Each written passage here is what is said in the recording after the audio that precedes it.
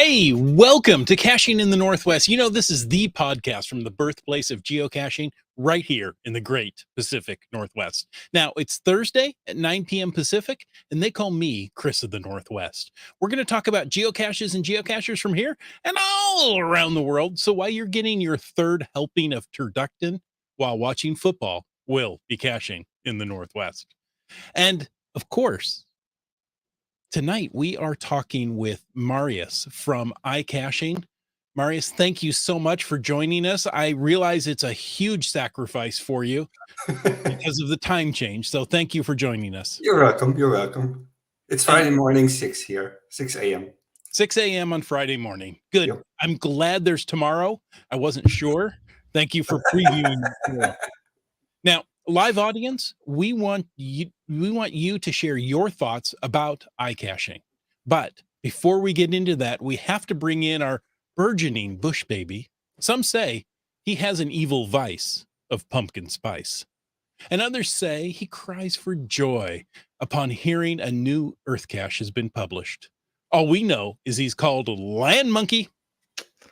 Yes, the tripping on tryptophan, my American friends, I hope. So we're gonna see if we can keep Chris awake right through the entire podcast. But he's off to a good start. It's off to a good start. Thank you. Good stuff. And our guest Marius, we were talking before the show, just learning about other cultures outside of the United States of America and when and how they celebrate Thanksgiving. And learned a little bit. Maybe we'll talk about that in the after show a little bit more, but I always love learning about other cultures. And I always love learning that there's a new Earth cache published, and there's been a couple published within a 100-kilometer range of me lately. So keep it up, folks. All right. Before we get into anything else on that matter, though, I want to, of course, remind everybody that we appreciate the support of our patrons. You guys, you're awesome. We're thankful for you because you help to keep this podcast coming each and every week. Thanks to Land Sharks. Well, they're one of our corporate Denali level sponsors. They have the Black Friday promotion going on. Not nearly as funny if you don't see their social media posts, but go and check them out online, landsharkz.ca, and check out all the Black Friday specials that are on now. And I would be remiss if I did not mention our other corporate Denali level sponsor. Well, that would be Gold Country Geotourism. Visit exploregoldcountry.com, learn more about the geotours, learn about the region, learn about the places to stay and things to do this time of year. We're in a seasonal change. There's some really cool stuff going on up in Gold Country. So check it out. Don't forget to download the app. And of course, most importantly, if you want to know more about supporting this podcast, click the Patreon link on the cachingnw.com website. Thank you so much. And folks, we thank you. We are thankful for you. All of our live listeners, thank you so much. You want to join in tonight because you always want to join in every night that we're live. So tonight, use the hashtag iCaching. I know it sounds like improper English, but really it's the name of a program. We're going to learn more about it. iCaching, use that hashtag to join into tonight's show. Of course, you can use the hashtag FATAS to bring up something you want to talk about in the after show. And we do have the dual hashtags back, podcast baking and podcast drinking, because, well, tonight, there's probably a lot going on in the house. Well, at least in the U.S. All around the world. Just different things going on in the different houses all around the world. All right. Well, before we jump into tonight's topic with Marius, and I'm very excited to learn more about this. Mm-hmm.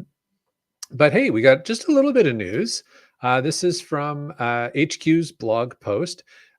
They're going to be doing what they do every year as long as I can recall, and they are going to be joining REI, the equipment provider, in choosing to hashtag opt outside on Black Friday, November 24th, as opposed to, spending the day in the mall. They're going to spend it out finding geocaches. That's right. So they're keeping the tradition going of opting outside and spending the day standing in line. And they encourage you to hashtag opt outside and spend your time immersed in nature. You're challenged to find either your next or first geocache, hide a new geocache of your own, or discover a new hiking trail that you haven't yet visited. Spend your Black Friday outside, share your exploration with REI and geocaching.com by using the twin hashtags, hashtag geocaching and hashtag opt outside on your social medias. Choose the outdoors over consumption. Always remember to recreate responsibly as you plan your holiday weekend. And I would suggest also to cache safely and cache often. All right. Are those Well, your twin hashtags? that's my twin hashtags. But yeah, well, it's all interrelated. It's all part of the whole worldwide web of outdoor adventures.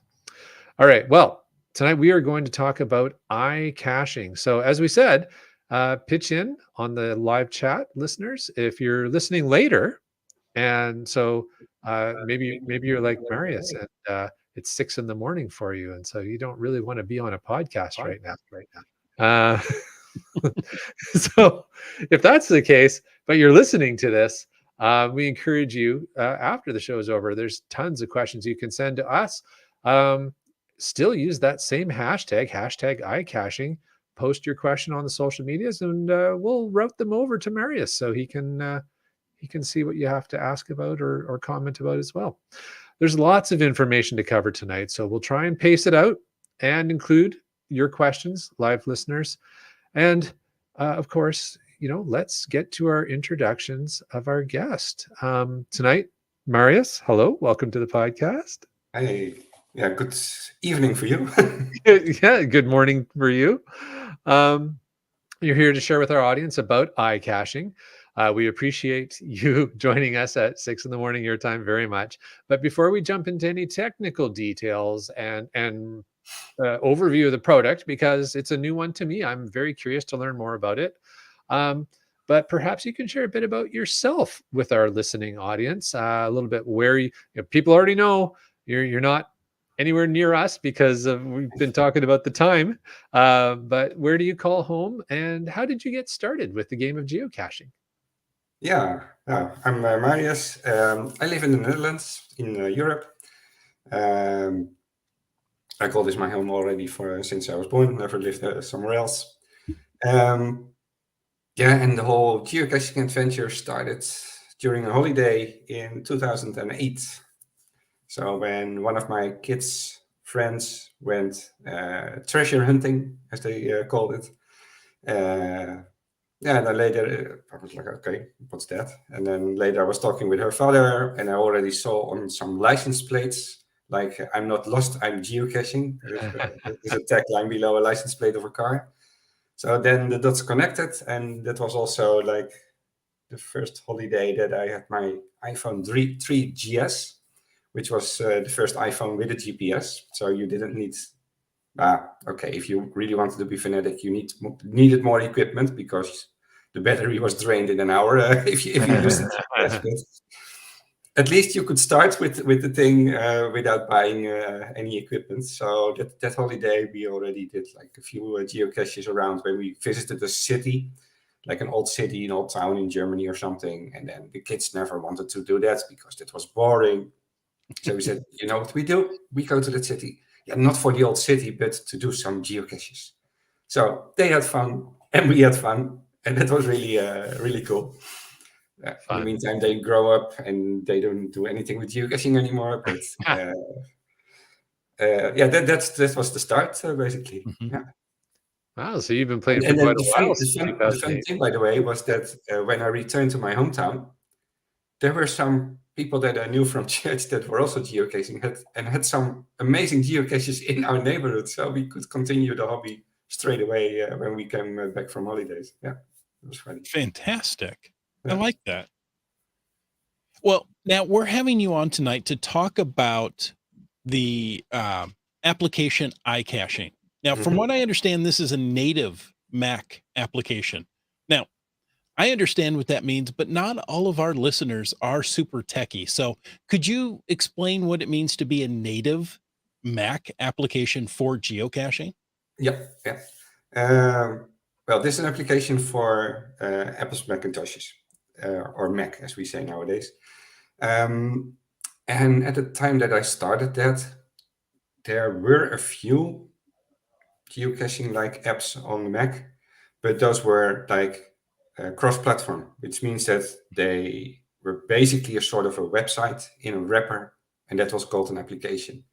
But then they don't feel like it belongs on the Mac. The buttons are not where you expect them as a Mac user. They don't look like as a button as you are expected as a Mac user. So yeah, when I started iCaching, I put that as a sub tagline, like, no, this is really a Mac app. So, and that's always been my mission, like to make the application feel at home in the Mac ecosystem, so that every Mac user sort of immediately gets how it should work. Mm-hmm. Nice. Now, what would be the primary reason a geocacher would want to have iCaching on their Mac? What's the most common situation that your Mac owning geocacher is going to be using iCaching? Yeah, let's maybe take a little step back. Like, first say what iCaching does, and then we come to the use case. Thank you. Yes. Yeah, basically, yeah, people that know GSAC for Windows, it's sort of like that, but then really in a Mac suit. So a lot less bells and whistles and checkboxes, etc. Cleaner, but maybe a little bit less powerful, but still powerful, but fitting in the Mac ecosystem. But it's like a library of geocaches that you can download from directly via the API of geocaching. So you can type a search query with location, region, or types, etc., and download them. Then within iCaching, you can view them on a map, sort them, put them in folders. There are smart folders like with the search criteria, so that you can make your own collection. And you can also do the logging from iCaching. So that then instead of in the field typing a quick message, you come back, you gather your log messages from the field, and you start writing some nice logs, and then send them maybe even with some pictures. Also sending trackable logs is quite advanced. So then you can do all the administration with a cup of coffee behind your Mac. And coming back to the use case that you said, that changed a little bit over time. Because as I said in the beginning of geocaching, like going with your phone, it was not doable because it was depleted in an hour or something, and you always needed an handheld GPS. But what I think nowadays happens is that more and more people don't use an handheld GPS anymore, but work straightly from their phone. At least that's what I more and more also do. So in the beginning, it was really like, how do I get the geocaches on my GPS?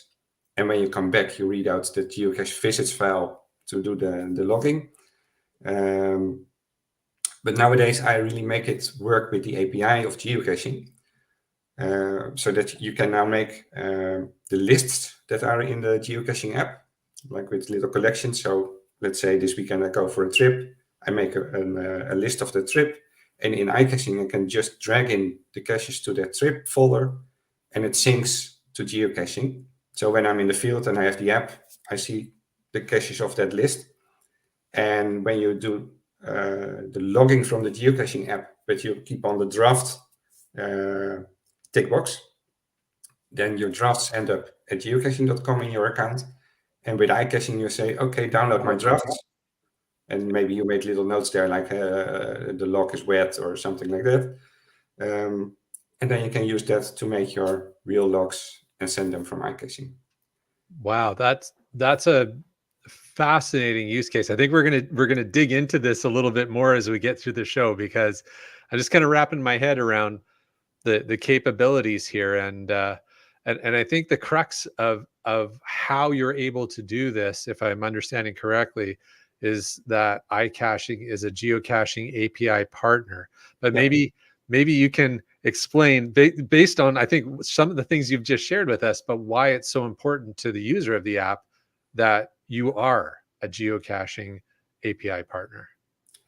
The fun thing is an API is basically a service that geocaching.com provides for developers that they can talk directly with their database.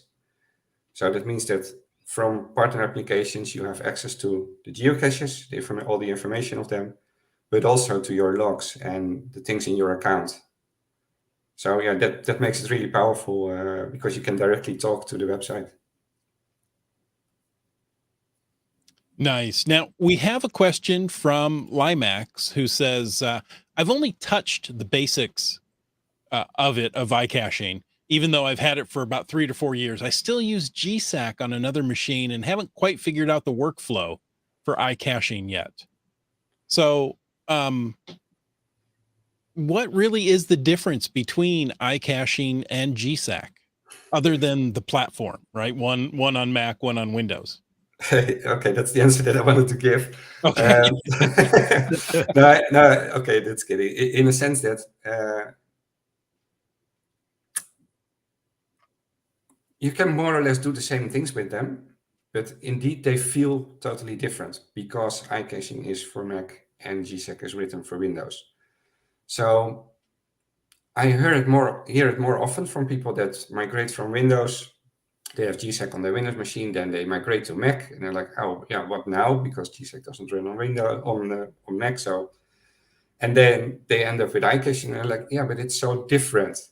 But that's always when you go from one application to another application that does more or less the same. You go from Word to Google Docs, or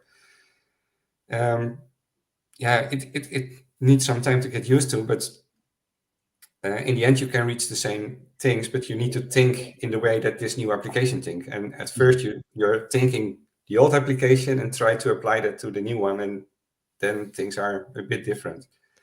So yeah, I don't know which workflow Doe has, because that also depends. Like I just explained, do you work with the GPS? Do you work with the app?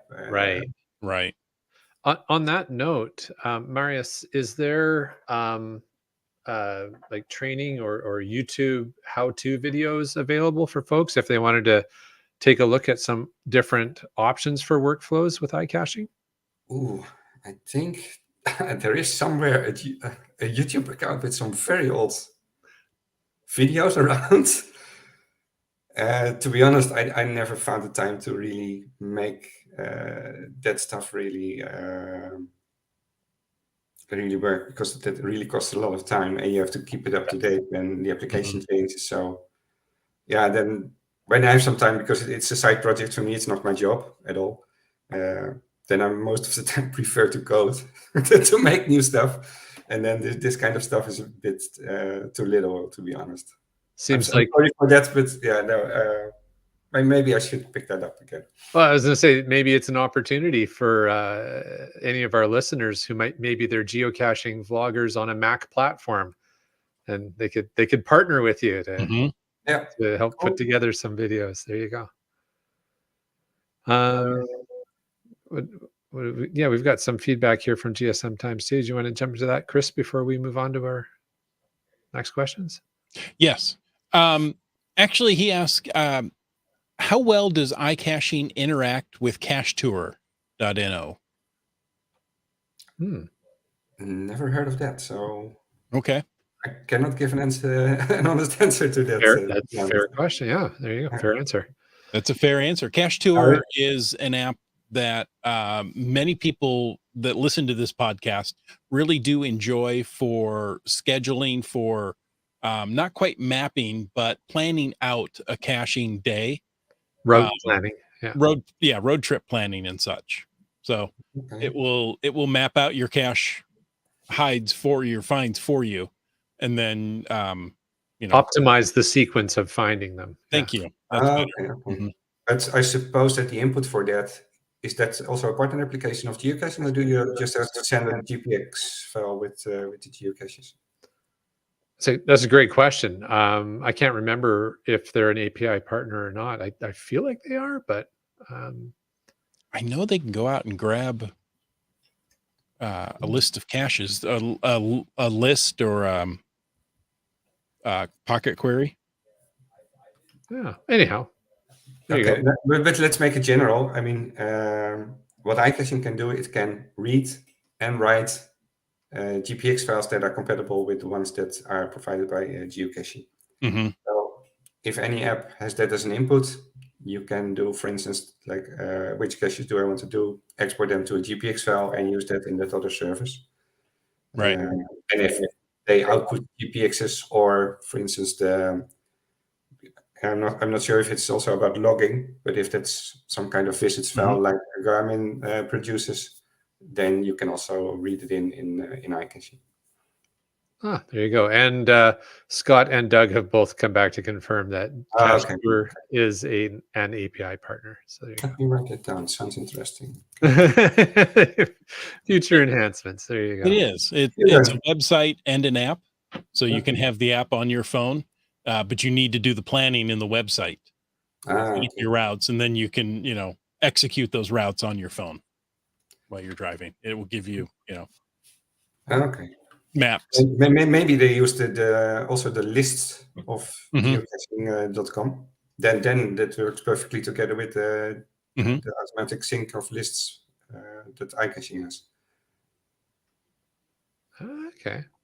GSM times 2 says the advantage of iCaching over GSAC for Mac users is you don't need a dual boot system and having Windows installed on the Mac as well. Yep. Yeah, true. And another option is, similar to that, is using Parallels on the Mac to run Windows apps. And Doug Jones replied to that, and he said he actually tried using GSAC with Parallels before he had found out about iCaching, and it just found it was a struggle. And I've known a lot of Mac users who have, it's just so much effort to get GSAC running on the Mac, as opposed to, hey, there's a native app. So it's good to be talking about that tonight. Yeah, true. I heard the same a lot from customers when they write something like, I was used to do this with Parallels, but it was always a hassle. And I also think it became harder now with Apple Silicon Macs. Because previously with the Intel Macs, Windows run perfectly. I'm not sure if it's still so easy on the Apple Silicon Macs, to be honest. But I can't remember that I used Windows, so I'm not sure. Yeah, it's been a while since I played around with any of that stuff. All right. Chris, did you want to pick up the questions that we talked about comparison with iCaching and GSAC? And maybe one thing that's nice to tell, as a difference between GSAC and iCaching, yes, because it also ties together with feedback that I sometimes get from customers. What I always try to do when I develop new stuff in iCaching is to keep things clean and simple. And I get a lot of requests like, can you add a tick box to do this or to do that? And that's also what you see when you see GSAC. When I saw that for the first time, I was like, holy hell, how many tick boxes can you get in one dialogue? Yes. Yeah. On one hand, it makes it super powerful because every power user can switch it to their own needs and do really everything that they want. But for a first-time user, it's like, I don't know what to tick here. It's too much. So finding that balance, and really also in the Mac ecosystem, people are used to having simple things. They're used to the fact that Apple, for its own applications, tries to make as many choices themselves and only make things configurable that are really have a purpose to be configurable for a user. And that's basically the same philosophy that I try to do in iCaching. So sometimes I get requests from former GSAC users like, do you have macros or scripts? And I understand that people want that, but I want to keep it powerful but simple in the way that you use it. And I have found that, the most powerful programs are incredibly complex to use. What gives them the power is their flexibility, but that flexibility, has inherent complexity to it. Yeah, that's always the struggle. Like, how do I make it powerful but still easy to use? Yeah. So maybe it'd be a good time, Marius, now that we kind of have a general sense of the purpose of Mhm. iCaching, we talked through a couple of potential very high level workflows and acknowledge that definitely one would need to really think through their approach to caching. I'm really intrigued with what I think I understood you saying about the ability to it kind of almost sounds like using geocaching.com due to the API as almost like a middleman, and iCaching being kind of like your home base on your Mac at home, planning everything out, getting everything organized, and then basically you kind of ship it all over to your phone. Um, and when you do that, is there a phone app for iCaching, or are you just shipping it to any API partnered app on the phone? Yeah, the latter. I don't. There's not an. There's no iPhone iCaching app. Okay. It would be, even though the programming languages are the same for Mac and iPhone, it would mean basically start over because the UI, etc., is all, of course, totally different. Right. And there are already a lot of geocaching apps on iPhone, so I didn't feel the need to do that. But the fun thing is that indeed you sync everything with your geocaching account via the APIs of geocaching. So that also makes it flexible that every app which you take with you in the field that supports their API can tie into that. So yeah, you really, or you just need the vanilla geocaching.com app because it's nowadays also pretty powerful. And that's basically what I do. I just take that app and search what I want to find and make a little note in the field, save it as a draft, and then pick it up at home again. Well, the nice thing that since you are an API partner and thus everything you do goes back to geocaching.com, you can use the app you're familiar with for your regular geocaching, whether that be Apple or Android.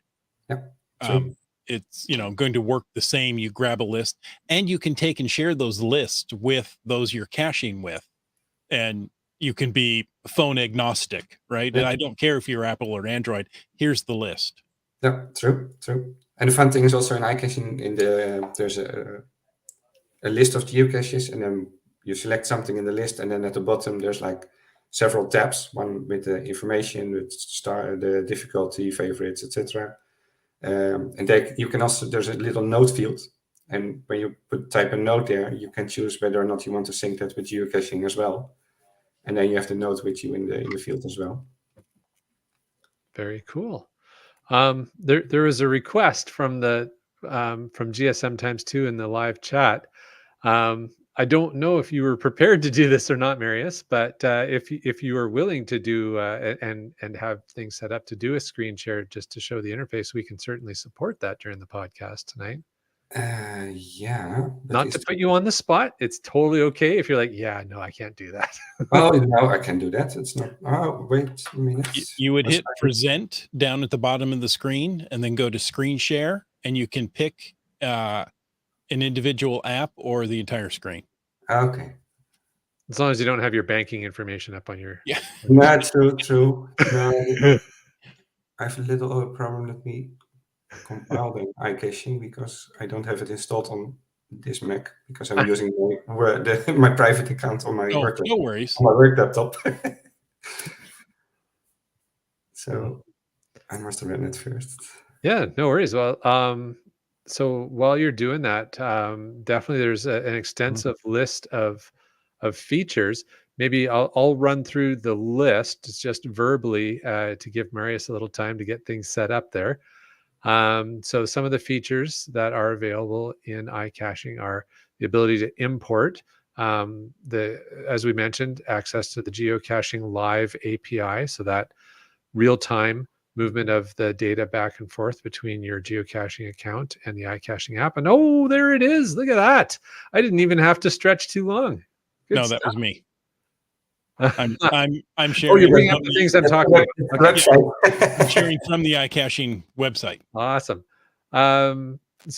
So there's as we discussed, the ability to export. Marius was talking about the folders. I'm really curious to see that and learn a little bit more about that. It sounds like a great way to organize your caches. cache lists, interactive mapping, information tabs. That sounds like kind of a Mackie thing. I'm not sure exactly what that means, so we'll learn about I that. have it up and running, so if you want to see it live Yeah. directly, that's also fine. Absolutely. By There we the way, go. you are doing something very dangerous, because if you let me present my app, this might be a very long podcast. So We've got time. We'll get the warning from behind the scenes if we're starting to run long. okay, cool. Well, yeah, you see my screen. Okay, this is the main screen of iCaching. Is really like every Mac app that you use on the Mac. Like on the left, you have folders, like you have, for instance, an Apple Mail. On the top, you have the toolbar with all the actions. And then in the main screen, there's all the content. So on the left, I can choose a folder from the town where I was born and raised, Rotterdam. Then here is the list with all the caches that are in that folder, and I can just walk through them. I was in Rotterdam a year ago. Beautiful city. Yeah, really. And then here at the bottom, there are tabs with all the information about the selected geocache. Or if you select more than one, everything that's the same for those caches is listed here at the bottom. Oh, that's So nice. hold on a second. Sorry. So if you have one selected, you see all the information. You can go through the tabs to see different info about it. But if you select two, it only shows you the common information between those. Yeah. How does that work? What do you mean by that? Now, for instance, these are two traditional. So here we have the traditional icon. But if I select a mystery, and then it's a no, so then it still shows nothing. But it says, so we see a container size, and that's because they're all micros? Yep. Both of those are, yeah. But what I can do is I can then make one note that goes in both, for instance. Oh, interesting. Okay. So on the left, all the information about the geocache itself. If there's a hint, I make it hidden by default, but you can open it, and then you have a popover with your hint. And then the right part of this is what I just said. You can either change the coordinate for a mystery, but also write a note that you then can use in the field, and that can sync with geocaching. That's really helpful if it's a puzzle or something that you solved, and then you want to. And as often we found, it's like, oh, hint is in the checker. So like, oh, okay, well that's not helpful to me if I'm out in the field. Yeah, true. And you can give it a thumbs up or thumbs down that you can later use for filtering. For instance, you turn down for caches that you really don't want to do, and then you leave them out in your export. Now, Marius, how did you get these caches into this folder? Yeah. Was that a list you imported? There are several ways. You can import a GPX file. Okay. I even made a little extension to that when you export from GSAC, there's some extra information saved there that I also read in. You can go to the Pocket Query dialog, and here you have all your Pocket Queries. You can choose whether to download it through the API, which gives more information, or as a GPX, which is less info but way faster. Hey, Marius, on that note, if I recall correctly, there's a couple different versions of GPX that can be used. Does it matter which version people use? I think it's like a 1.0 and a 1.1 or something like that. Yeah, I try to read the most. Sometimes I get like a request from a user like, hey, I have this GPX file I can't read. Then I ask an example file and then try to figure out what's different. And so there are some paths in the import that can handle different formats. Okay. By the way, I now realize that you don't see this Pocket Query thing because I'm sharing only the main screen of iCaching. So I was talking about a dialogue that you don't see. But here, believe me, here at the top, there's a window that you can call that lists all your Pocket Queries, and you can either download them one by one or download them all at once. And then it remembers like, okay, the Pocket Query of this date is downloaded. And then the button is only enabled again when there's a new version of that Pocket Query. Okay, let me share my whole screen because it's all in separate windows, so you don't see anything. Well, it does look like a very intuitive interface for sure. So that's pretty cool. Limax says the export to file options are pretty extensive. Do you see the iCaching again? I think so, right? Yeah. Yep. There we go. Got your whole screen there. Yeah. So I have two screens. I have to move a few. This is the pocket query window. So here you see all your pocket queries listed. If I said disabled, it was not disabled, it's not true, but there's a new batch if there's a new version after you downloaded one. And here's a button that you can download them all at once. Yeah, I see you have all the new multi-caches within 30 kilometers. Yeah. Yeah. Oh, yeah. Oh, you're good at Dutch. It's close. It's close enough to German that I could read it. Okay. Yeah. Fair enough. And then here is a window that directly connects to that web API from geocaching. So here I can put a coordinate or picket coordinate on the map. And I put it. Now, as I made that comment, now I'm thinking of something, Marius, and I'm noting that everything we're seeing in the OS here is largely in English. Obviously, your folder names are in Dutch because you're Dutch and you would write them in Dutch. But is the app universal from a language perspective? I'm supporting 5 languages, like Dutch, of course, English, German, French, and Czech. So if you have your system on that language, you will get that language. Yeah. Awesome. I have some very nice volunteers that always do the translations for me when I have a new release. That's a lot of work. Yeah, that's great. So I'm very thankful for them. They basically came to me like, hey, I want to have the app in German. Can I do the translation for you? I said, okay, that's fine, but be aware that it's an ongoing job when they.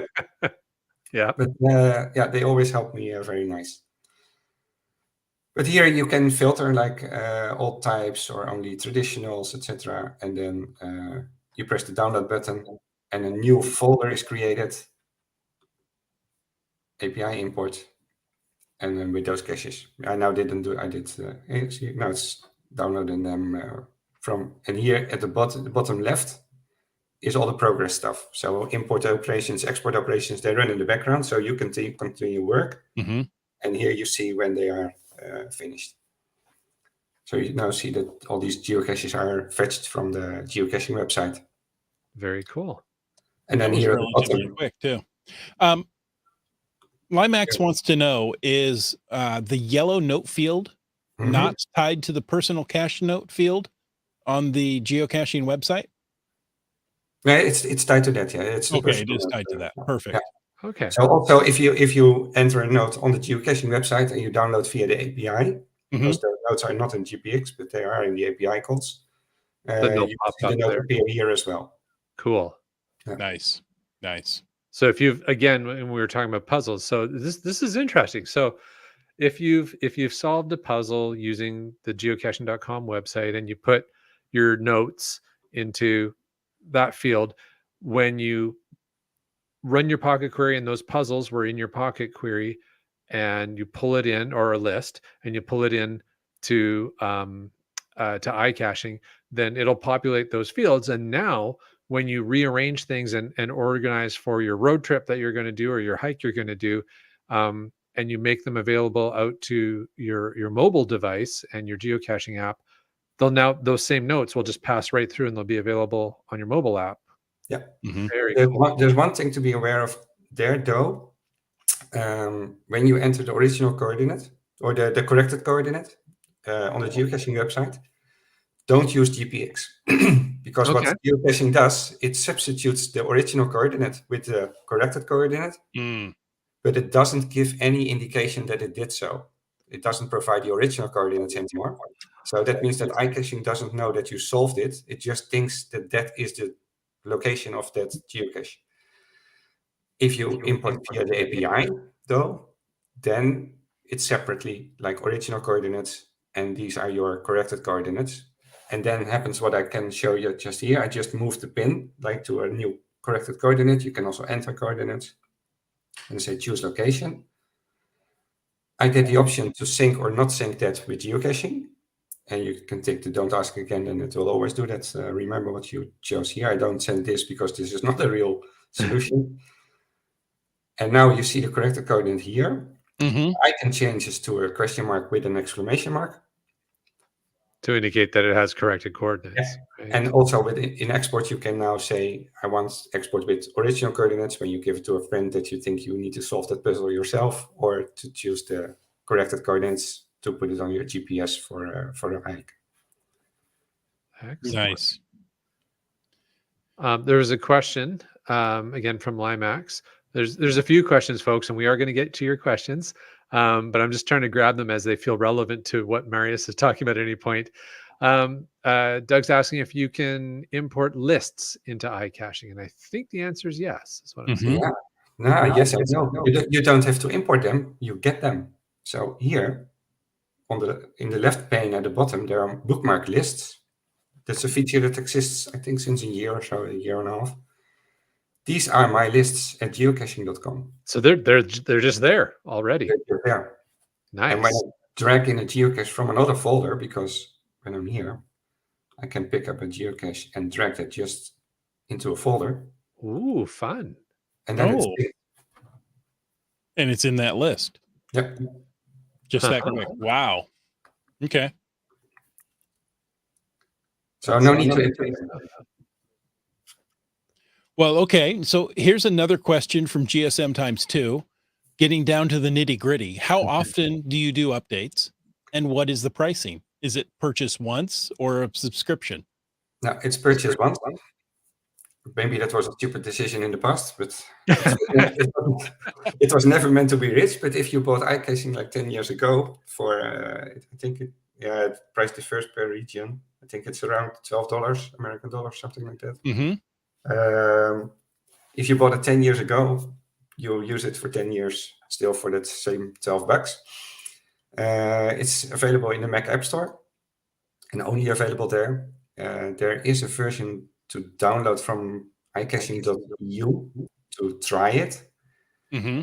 That's fully functional for 2 hours. And after that, you cannot import and export, if I recall correctly. Okay. So that's a free demo that people can download and try it before they buy. Yeah. And if you buy it, then afterwards, it will still use the same database that you created with that demo version. So what You don't have to go and download a whole new paid version. You just, very cool. Okay. It's nice. And it is a very reasonable $11.99 in the Mac store. Sorry, Chris, I spoke over you. What's the price? It is $11.99 in the Mac store. US. The 12 was correct. Yeah. And about updates, as I said, it's a side project. At the moment, I'm a bit busy with a lot of other stuff. So the last update was last week, because there were two things that I broke in the previous update that users mailed to me, and I tried to figure that out. When I get reports of crashes or something, I really try to make a quick update. But feature-wise, it's when I have time, I do some stuff. As you see, it's pretty mature app now. Mm-hmm.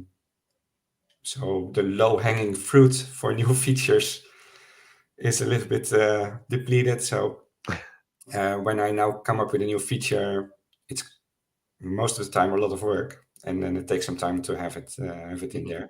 But I'm always open for ideas. People can mail me, and I try to work on that. Well, let's talk about that for a moment, because that's one of the other things we were curious about, Marius. So, how do you solicit new ideas for new features to the tool?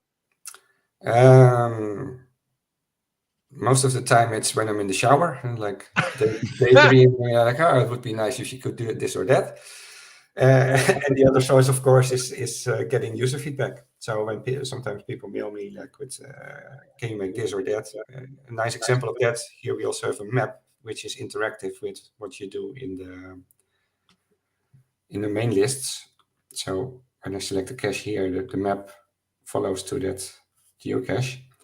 My friend's translator said, like, it would be nice if I can overlay this map with a route, so that when I go for a hike, I can see where the caches are related to that route. So this is one of the last features, that you can import a GPX file, which I don't have at hand, unfortunately, so I cannot show it. But you can choose a route GPX, and then that route is overlaid on the map. So that you Nice. can pick the Okay. caches that are close to. So caches on a route. Yeah. Very cool. But that's an example of user feedback, like when people write me, like, it would be cool if I could this or that. And So- sometimes I mail back that this is so specific that I don't want, I think you are the only one in the world that wants to do that. And I don't want to add a tick box for every wish. So Right. So you solicit feedback from your user community through email. Is there like a Facebook group or anything that? no, because no, I prefer email because if there are too many sources, yeah, it's already a side project, and then Mhm. yeah, it's just too much hassle to keep everything up to date, to respond everywhere. So For sure. sometimes after 6 months, I see that somebody sent me a Facebook message. I just never look there. So Okay. with mail, I really try to answer. Sometimes it's also like 1 or 2 weeks, depending on how busy I am. But I really try to always respond to emails. Because I appreciate it when people give feedback or. Now, Marius, as Apple elevates and improves the Macintosh operating system, how do you keep up? You know, I mean, as just one guy, you know, doing it as a side job, I'm sure, you know, a new version of the Mac operating system presents a large amount of challenges. I must be fair that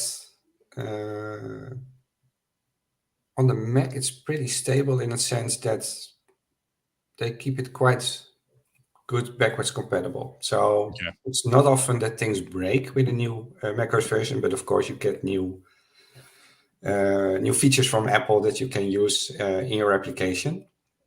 I'm always eager to use that then, because then your app keeps on looking modern. Also, when like 3 OSs ago, Big Sur really changed the look and feel of the OS with this sidebar that goes to the top.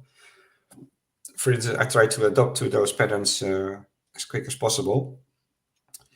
There's one very big challenge is that a lot of under the hood techniques are changing because Apple is really bringing iPhone development, iPad development, and Mac development more together. They have a whole new language to make your user interface nowadays with SwiftUI. But to use those technical features, they are not user-facing, but they're really how you develop the application. For that, there's a minimum version of macOS that you can target. So if I want to use SwiftUI, for instance, that great new UI language that you can easily make user interfaces with, I cannot support macOS below Big Sur, for instance. But in my logs, I see that there are still users that are using macOS 10.13, which is an OS of like 6-7 years ago. But maybe they have an old iMac that's still perfectly for them. But that iMac cannot upgrade to a later macOS. So that's really a problem, because I really want to use those modern techniques because I use them in my day-to-day job as well. But I can't because I don't want to be too aggressive with ditching old macOS versions. Right. But I'm afraid that it will be not too long that I have to set the minimum to either Catalina 10.15 or Big Sur. Just to keep it also under the hood a bit more modern than it is now. So if but I feel sorry, even if it's 2% Yeah. of the users, it's still a few people that will be disappointed that they cannot get a new version of iCaching anymore. And I can appreciate that. I mean, you know, I can understand that. I have an older Mac at home that I use. But if they download a version of iCaching that works with their Mac, they don't have to update it, correct? They're not True. forced to update it? Yeah, true. But it can be, and that will now happen in January, when geocaching.com will be a little bit more strict about the way you log in. I had to make an update for the application recently about that. If you don't get that update, then there might be a moment that you cannot log into geocaching.com anymore.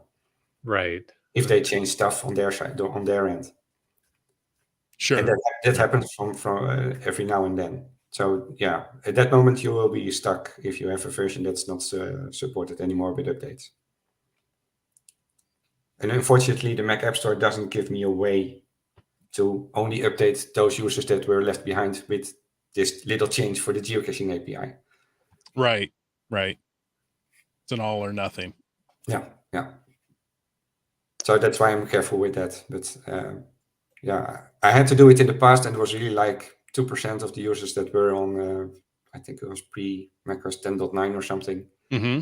And then you do get mails like, hey, yeah, I have this very nice old MacBook that I take with me on geocache tours, and it works perfectly for that. And now iCaching cannot update anymore.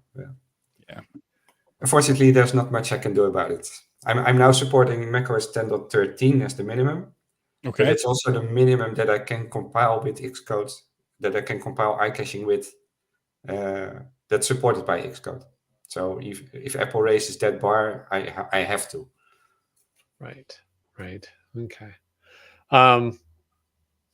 Getting into some pretty technical stuff. Yeah. We might be losing a few of our listeners, but that's okay. What I am curious about, I think you mentioned off the start, Marius, the ability to also log your finds out of iCaching. Is that something? I'm not going to ask you to actually log finds live right now, but if you could show us where the interface is, that would be cool.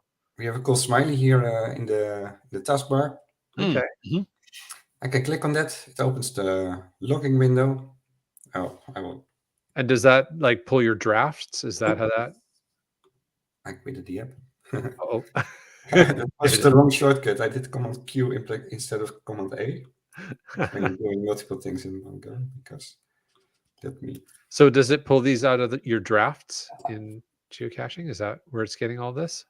Let me demo. Okay, let's first remove them because those were logs from a customer. Okay. Which I had a support case with. You can do several things. You can drag them out of this list into the logging window. Okay. Or select a few here, and then in the log window you say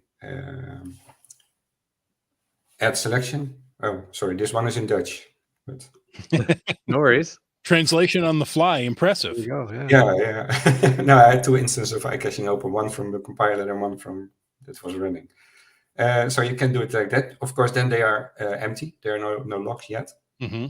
So you can completely do it yourself. I found this one on this date, and then your log story, and add to favorites or encrypt log. So effectively, that's like building a template there. Yep. No, not a template. This is really the log. But the funny thing is you can select multiple here in one go. So you can, for instance, if you go on a trip, you can do the general trip story and then select them one by one and add the specifics for this geocache. Oh, wow. And this geocache. But you have to do it in that order, because if I now select those all and start to type because they're now different, then it doesn't work, of course. Right. But that's one way. But the more powerful things here are either imported from your GPS. As you might know, every Garmin GPS, for instance, has the geocache.visits, the geocachevisits.txt. Mm-hmm. You can import it. It remembers your last logged cache because that list is just appending. You don't want to import everything. So it remembers your last log date and take that as the minimum. But you can change it here, like the threshold from where it should load the logs. Or you can use the API. And now it's downloading my drafts. Probably there aren't any. No, there aren't any. But you saw a little progress bar here at the bottom. I'll do it again. But that's cool. So there's at least 3 different ways that you can grab and logged finds into iCaching in order to allow you to write more glow-worthy logs. And the funny thing is, there's a little field called field note here. Okay. Here it's empty. But if you download it from your GPS or from the geocaching website, the note that you made there is here in this field note. And there's a little button, copy to log.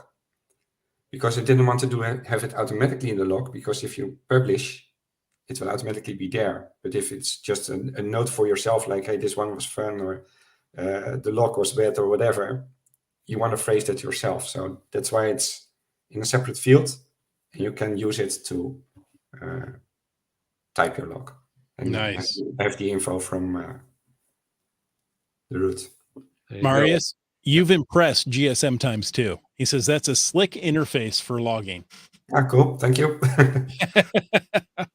And here we have by the way, there are several tabs. So on a log, you can here add pictures. You can drag them in or use the plus button to maybe there's a, okay, screenshot, doesn't matter. You can add pictures with a remark. Mm-hmm. And here is the trackables interface. So on the left, the trackables in the cache, and on the right, the trackables in your collection. And then you can say automatically visit from here. Right. Nice. A little log, and I say okay. And then all these caches have the trackable icon because the visit is logged for all of these. Dipped it in all of them. Yeah, very cool. Well done. Marius, thank you so much for joining us. I mean, I can tell by the questions we've got. I think you've converted a couple of listeners. So cool. Fantastic. and the other user now has had the live demo, right? Yeah, exactly. Yes, thank you so much for doing that. That's awesome. Yeah, I really liked it.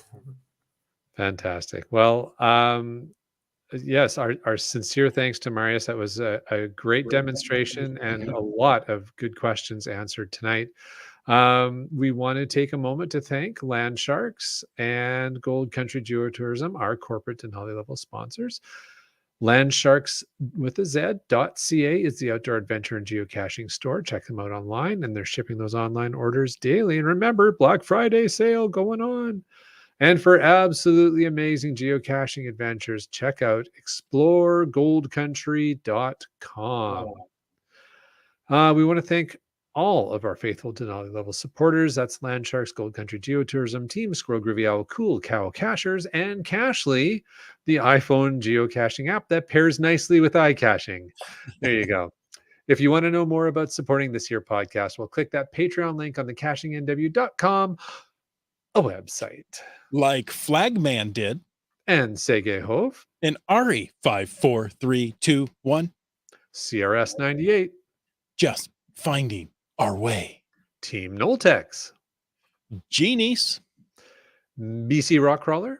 You, Dak. Korsgat. Peach of Washington. Kev MacD. Ackerdock. Active in the chat tonight, Limax. MC 3 Cats. Favorite kitchen appliance, the LG 9000. Logwork. You Talks to Rocks. Geocaches. Dora Moore. Antaeus. Ala Robrick. B Pendragon. Trexer. GeoNav Pro. Nerve. GSM ×2 active in the chat. Kitty Quest. Skyhawker. Boomer 365. The Camp Clan. Mountain Bike. Subway Mark. J-Car. Gas Station Tuna. Green Words. Kid Vegas 19. For all you spilly drinkers out there, the Wet Coaster. Seebeck Tribe. One of our new patrons, Nervous Energies. No, I'm just nervous. How about just Carlo? Just that. And last but not least, Wino Seattle. Thank you so much. Since it is Thanksgiving, U.S. Thanksgiving, sorry, I have to premise U.S. Thanksgiving. We have a poem that we want to read. This one came from the wife of Wits End. She is a prolific, author, I guess. I was going to say, it's not a poemist. What is a writer of poems? A poet. A poet. Thank you. Poet laureate. Sorry. Hey, Chris, hands kicking in. Before we get into this, I just want to recognize we're at the top of the hour, and Marius is joining us before the start of his work day. Marius, do you still have a little bit of time to stick with us? Okay. All right. I just want to respect that you got a work day here to deal with. If you need to leave, we understand. Thank you so much for joining us. Now, it's still an hour until my workday starts. So. Okay. So we got him up early, got a little coffee into him. He's going to be so much more productive. He's going to want to do this definitely. every week. That noon nap is going to be awesome. But yes. Chris, go ahead. Start the poem then. Thank you. Thanksgiving means something different to all around the table. For some, it means a lot of food. You eat as much as you are able. The first occasion was a contemplation because our country was brand new, enduring through the hardest times, rejoicing in friends both old and new. How those new friends supported the survivors by making possible a simple feast. And after so much struggle and loneliness, the pilgrims were in this new land. Has that changed for you and me? Have we struggled, been full of despair, loss, success, good moments or bad, time spent on our knees in prayer? Now we gather together in modern homes, expressing what we're most thankful for, looking forward in gratitude because of jobs, health, family, friends, so much more. Take a moment or two around the table to remember how our country began. People leaving all for their belief in God, sacrificing their life for truth, taking a stand. Across the world today, people stand up to believe in God, making a sacrifice of comfort, home, certainty, and leaving behind home, peace, maybe life.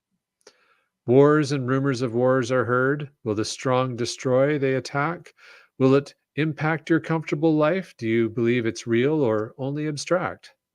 Be thankful in our blessed country. Those sacrifices are not required of us. The time may come to make a choice between our life or to deny in God we trust. There you go. From Wits End's poet wife, the poet laureate of the Wits End residence. Yeah, that's right. The better half, we like to say. Yes. Awesome. Well, thank you very much for submitting that. It's always enjoyable to read. It's always enjoyable to read a poem from that household and share the news there. But also, we always enjoy reading anything you guys send in to us. So we always encourage you to send us, new glow submissions or. What is a glow? Yeah. Somebody asked that earlier. I saw that. That did come up. That was funny. The geocaching log of the week. There you go. Thank you, Adam. We didn't have one this evening. Marius, thank you so much for spending your early morning with us. Yeah, you're welcome. I really enjoyed it. The pleasure was mine. Definitely. Oh, good. Awesome. And we couldn't tell you were sleep deprived. Apparently the coffee had kicked in and you did a great job. So thank you. Thank you very much. Anytime you want to come back on and talk about iCaching, about an update or any changes, you're always welcome to. Cool. Yeah. Just reach out and let us know. In the meantime, if anyone wanted to learn more about iCaching or get in touch with you, what's the best way for them to do that? As I said, I'd like to keep that in one location. So let's stick to email. And it's info@icaching.eu. .eu. There you go. Not .com, .eu. Yeah, that was not available or too expensive at the time. Or both. Yeah. There you go. That's the location of the website. Fantastic. And the website is the same as documentation. It's really old. I really need to refresh screenshots there. But that's the downside of being a one-person shop. Exactly. It's too much work. You've done an amazing job as a one-person shop. This is a very impressive Macintosh software. So thank you for all the work you've done. Thank you. Thank you. And folks, thanks for taking the time to listen to this episode of Caching in the Northwest. Your support helps keep the quality show coming. So if you like the show, please click the Patreon link on the cachinginw.com website. And if you didn't like the show, let us know what you want us to talk about. In either case, if you like the vibe, please subscribe wherever you get your podcast. Now, if you were in a restaurant, you would tip. If you were in an audience, you would clap. But since you're on a podcast, leave us a free, fast, fabulous, fantastic 5-star review. You can call into 253-693-TFTC and leave us a comment, ask a question, or, help me get some of this tryptophan out of my system any time of the day or night. And of course, you can email us at feedback@cachingNW.com. Join us live every Thursday night at 9 p.m. Pacific for a live show and chat. This show is produced by Chris Umfenauer, Jim Paulwitz, Jay Kennedy, and Brian Lang. It's licensed under a Creative Commons Attribution 3.0 license. Copyright 2023 by Chris Umfenauer. Folks, I ask you to stay tuned for the quiet after show. I'm going to have to bump up that volume. Well, it's funny because the intro Bump up was the volume.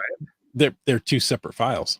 Yeah, but I mean, you're playing it through the same medium. It's okay. Actually, I'm not. Oh, okay. They're coming from two completely different sources. Anyway, Wow. we did have a couple of FATAS items. All right. What do we got? What you got? UDAC says the GIF reel has been published. Have you seen this year's films yet? Yes. Yes. Sunday was our GIF event. How about you, Marius? Have you been out to a GIF event yet? Nope. Nope. Are you planning to get out to one or not a priority? No, not a priority. Fair enough. Now, during the live demo, Marius, GSM times 2 wrote, "I'm suddenly regretting that I have not used personal notes to describe my hides. People call me and I can't remember my own hides." Now, that being said, I've forgotten how many hides he has. Is it 500? Is it 1,000? He's got an incredible number of hides he maintains. Wow. Yeah. So he may have to get iCaching and, do that just to maintain the notes in his own hides. So, yeah. That's a good use case. Yeah. Yeah, there you go. By the way, I only have one hide, but I recognize the problem that you get a question about the puzzle and I'm like, oh, shit, what were the coordinates or what was the solution of the puzzle? And I used to dig like, oh, where's that file? or you get a phone a friend and say, hey, do you remember this cache? Like, oh, I found that 12 years ago. No, I don't. Now, here's an interesting question from GSM times 2. And GSM times 2 asks, whoops. Click on it again there, Chris. Thank you. Is there a program that is basically parallels in reverse so that I can run iOS apps on his Windows computer so that he can run iCaching? So is there a way to run Mac? I think you mean macOS, by the way, but right. There are ways to build a so-called Hackintosh. Okay. So your Windows have a hardware to install macOS, but it only works with certain graphical cards. So the ones that are hacked basically to have a driver in macOS. You will have hassles to get speakers or microphone working, etc., etc. And also it's a dead-end way because nowadays Apple has its own processors, which are not compatible with the Intel processors that are used on the Windows side. Okay. And they are pretty aggressively raising the bar for new macOS versions. So actually, I expect that in 2, maybe 3 years, new macOS versions will not run on Intel at all anymore.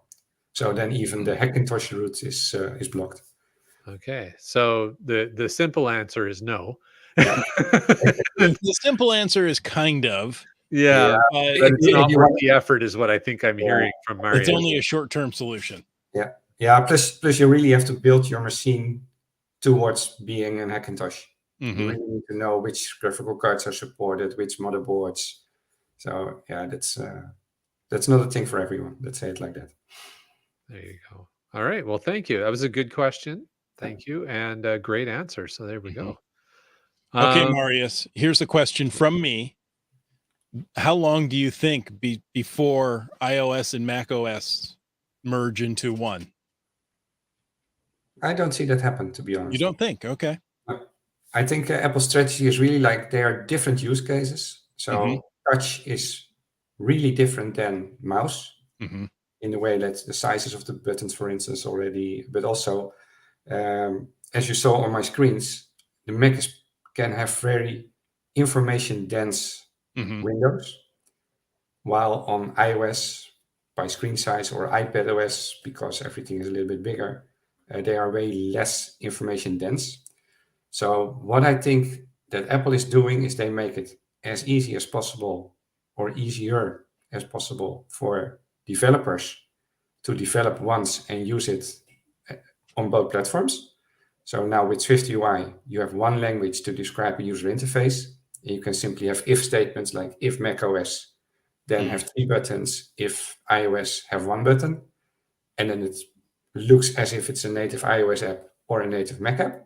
So they make it as easy as possible to reuse code and develop it as one project. But still, Mac and iPadOS and iOS will be different. And I think that will be in the foreseeable future. Well, that was a very good answer. Very well thought out. Yeah. I like that. Very cool. All right. Well, we had we would be remiss if we didn't mention the couple of hashtag podcast baking comments we had during the show. So apparently Piffle Bear was working with Limax to make some pumpkin and apple pies this morning. Nice. Yum yum. Sounds good. I do love a good apple pie. And I said no podcast baking tonight. Too much other baking already today. So there you go. Good stuff. Yes. Very good. Hey, folks, thank you for joining us. And until next week, get out and get caching in the Northwest.